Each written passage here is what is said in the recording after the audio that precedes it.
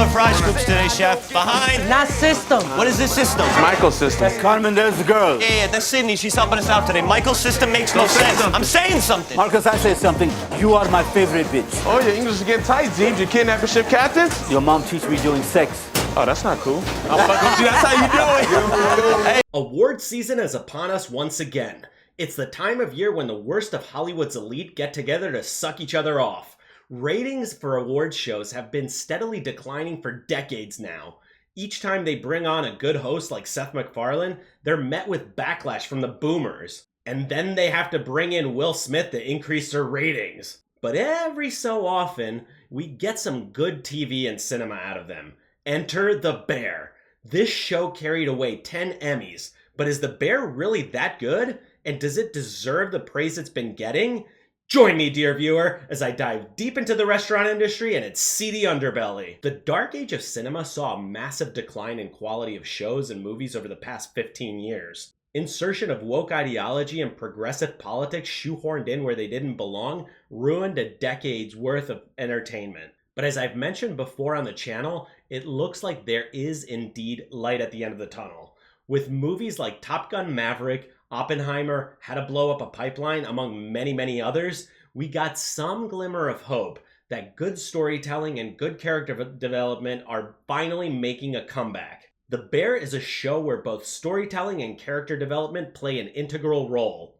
The show tells the story of Carmy Berzatto and his return to the city of Chicago after some time away traveling the world and working in the world's best restaurants. Carmy steps into his brother Michael's old sandwich shop, which he begins to revamp to great success. He hires and trains some dubious characters that turn out to be anything but. The supporting cast all play superbly well off each other. My absolute favorite was Ayo Edebiri's portrayal of Sydney. Edebiri knocks this role out of the ballpark. Through her excellent acting, the audience gets a sense of her motivations as well as her weaknesses. There's no implausible girl boss shit here. Like everyone else, Sydney has problems she has to deal with, like living with her father and helping out around the house, while also trying to build a career in one of the world's most brutal industries. The reality of her character is what keeps the show grounded. Likewise, Lionel Boyce's depiction of Marcus Brooks carries with it a similar struggle. At the beginning of the show, we find Marcus lacking self-confidence, but wanting to learn and improve his craft. At the encouragement of Carmy, he begins experimenting with various desserts. His enthusiasm for personal growth makes Carmy send him abroad to learn even more. The show also excellently depicts the struggles of older workers. Liza Colon-Zayas plays Tina, a stubborn line cook. She embraces the opportunity to train professionally because she sees it as Hobson's choice. In other words, she sees it as her only choice. Evolve or die.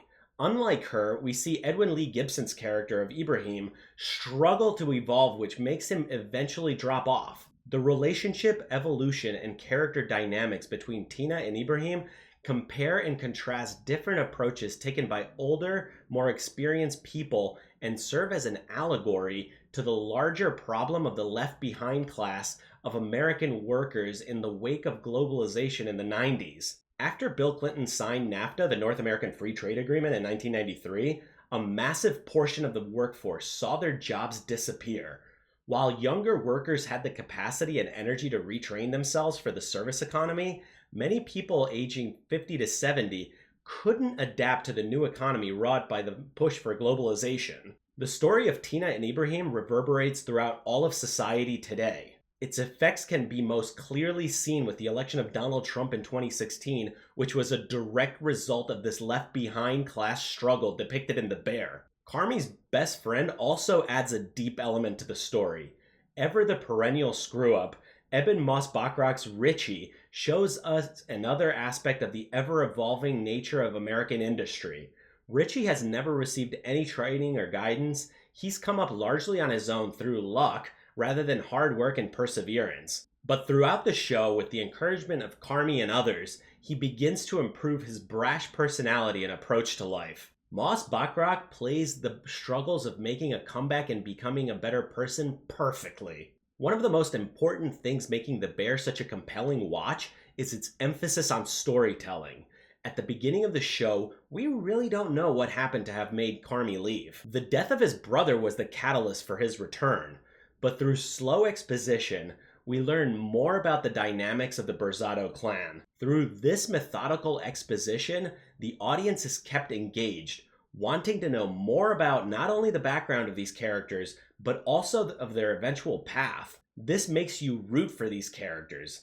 You, as the audience, want to see them succeed. Seeing characters struggle through everyday problems trying to make better lives for themselves resonates with audiences. In a sense, The Bear is the anti-Dark Age of cinema show.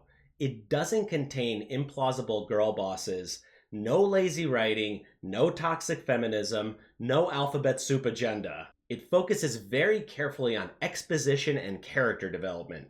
There is no agenda, political or otherwise. That's one of the many reasons this show resonates with audiences and is undeniably deserving of its 10 Emmy wins. The Bear is a show with flawed characters struggling to improve their lives. Audiences resonate with this because it's what makes good stories great. The classic hero's journey arc has worked superbly well for thousands of years.